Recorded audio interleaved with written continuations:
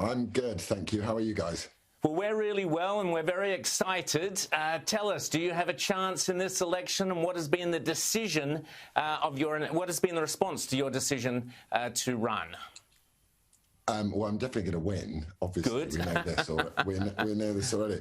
The response was for Sadiq Khan, the delightful, charming Sadiq Khan, identarian twerp that he is, to say that I'm an extreme far right winger.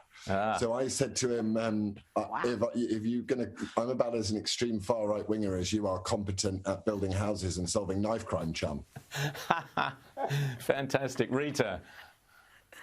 Well, I've seen Sadiq just in the last few hours has been tweeting about the lack of BAME representation in the field of maths and STEM. I mean, why is the London Mayor getting involved in these constant race debates, decrying the number of white men working in certain fields? How is that performing his role?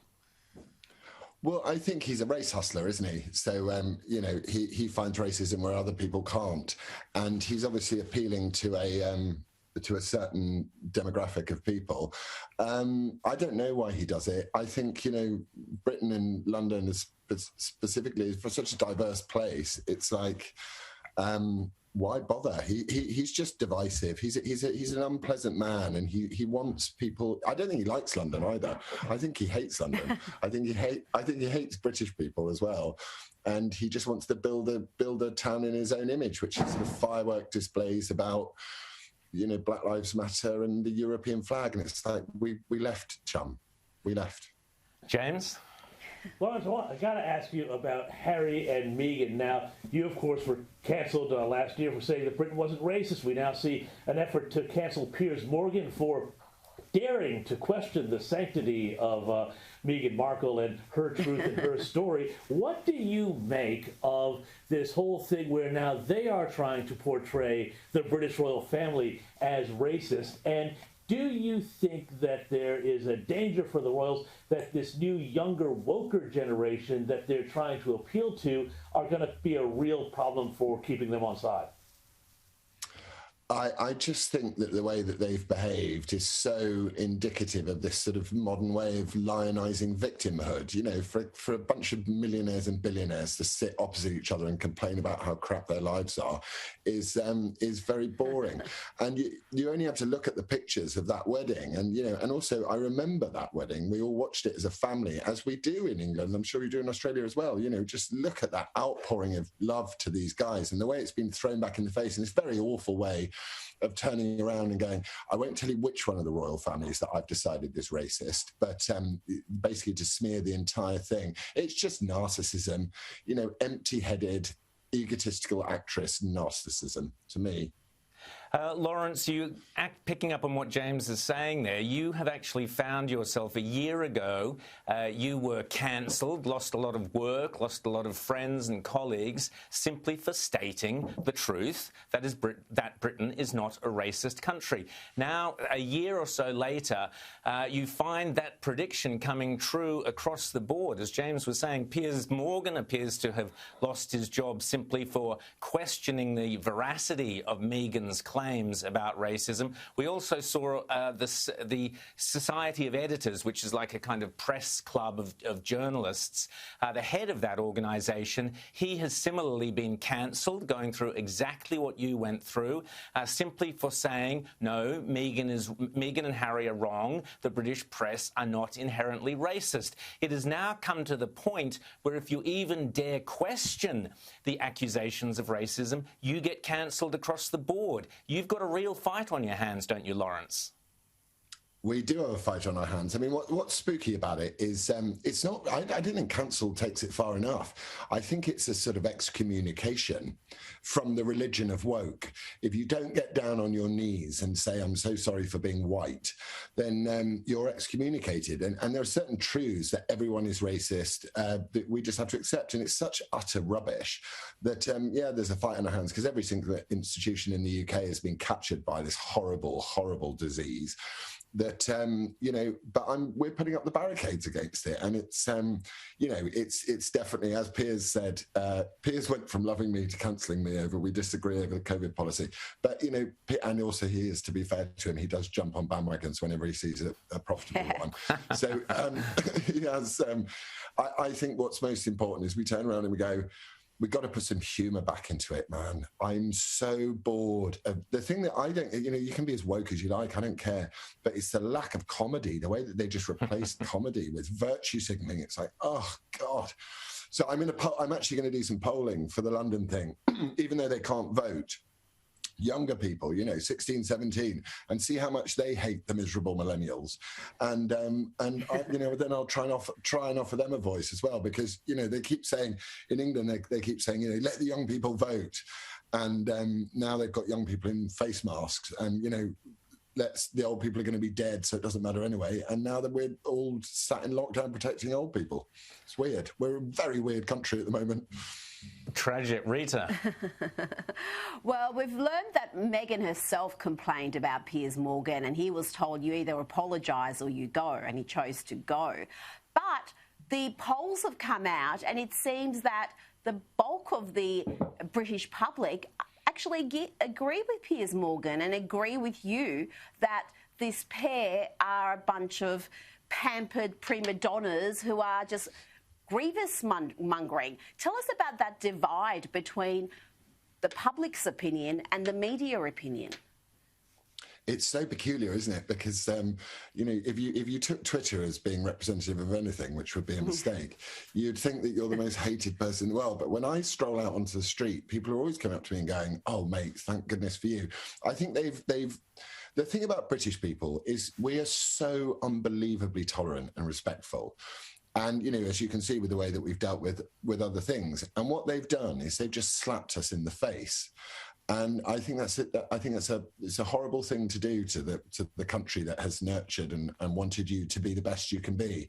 So, it'll be interesting. There's been a couple of opinion polls where their popularity has taken a major tumble. And I think rightly so. You can't sit there and continuously bite the hand that feeds you.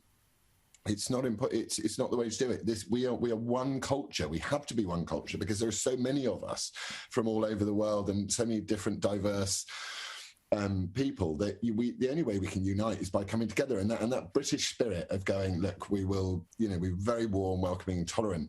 Don't push it too much. Otherwise, we'll just say, well, we don't approve, and that's what's happened ultimately. Laurence, what would be your specific approach to, if you win the mayoral, if you become Mayor of London, how would you approach the job? What's the major task for you? Well, I already, when anyone phones me now, on my mobile, I go, "Hello, the mayor's office." And so that's it. No, I think the most important thing is to solve is to deal with the crime issue, which is appalling, and then we need to look at housing, because London's got nationally we've got a housing crisis because we're small, the UK, but there's a way of solving the housing crisis in London and nationally very easily, because, unfortunately for me, because I don't have a bunch of property developers lobbying me or paying for my campaign funds, I can just turn around and go, this is the solution. So I'm just going to say to London, these are the 3 common sense solutions that anyone with half a brain could have come up with. And this is how we do it. And I'm one of you. I'm not a politician. And the more time I spend around politicians, the more I begin to itch, actually. So I just want to go, look, this is a common sense solution out of it. If you want a way out of it, and you want to have, if you want a doctor and a nurse, or a policeman and a nurse to be able to live together within the M25, then this is how we solve it. And we'll see. But Sadiq is doing his best to, do what he always does, which is label anyone that doesn't want to politically grandstand as a far-right extremist racist. But, I've got used to that now. It's been a year of it. A bit boring, though, after a while. James.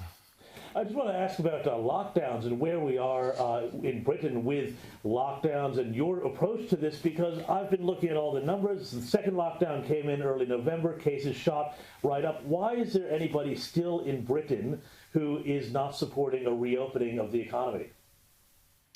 Because our government, our fear-driven government, have briefed the newspapers, to brief the people, to be terrified. And I think Boris Johnson actually has blood on his hands on this one, because for every single day, we got cases going down into below 100. And when I say cases, I mean positive tests going down to,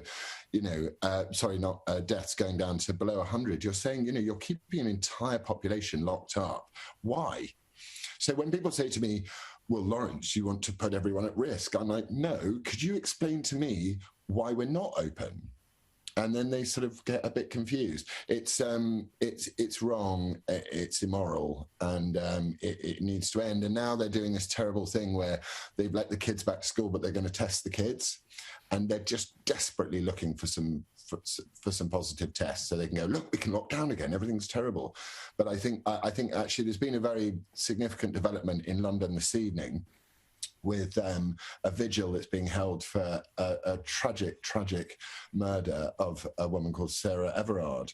And a vigil is being held on Clapham Common at the moment. And the way the police are policing this is astonishing and really, really bad. So I think we're witnessing possibly the beginning of the crack in our society here, because people 2 + 2 just doesn't equal 4 in this situation. It's really, really sad. So presumably you're talking about heavy-handed policing of these protesters because they're not socially distancing or whatever it might be, correct? Yes, and also the offender or the alleged offender was a policeman. So the tensions are very high, and they were not allowed permission to protest or to hold a vigil. They were threatened with fines, and you're witnessing such two-tiered policing in the United Kingdom. So if you're protesting for a right-on cause, or you're holding a vigil for a right-on cause, that's okay, and the police will stay out of the way. But if it's something the establishment doesn't agree with, the police will be right on you. And I think people are wising up to this. They're understanding that your liberty is taken away by fear, and your right to protest in any civilized society must be maintained. Peaceful protest is crucial, and I just hope it doesn't turn nasty, because it looks like it's not going very well at the moment. Laurence Fox, always great to talk to you. Voice of reason, voice of common sense. Let's hope you win that seat. Let's hope you win the mayoral position in London on May 6th. We'll be watching closely. And you've certainly got support from here down under, because it's tragic what is happening in Britain at the moment. Keep up the good fight, Laurence Fox. Thanks so much, mate. Lots of love to you guys.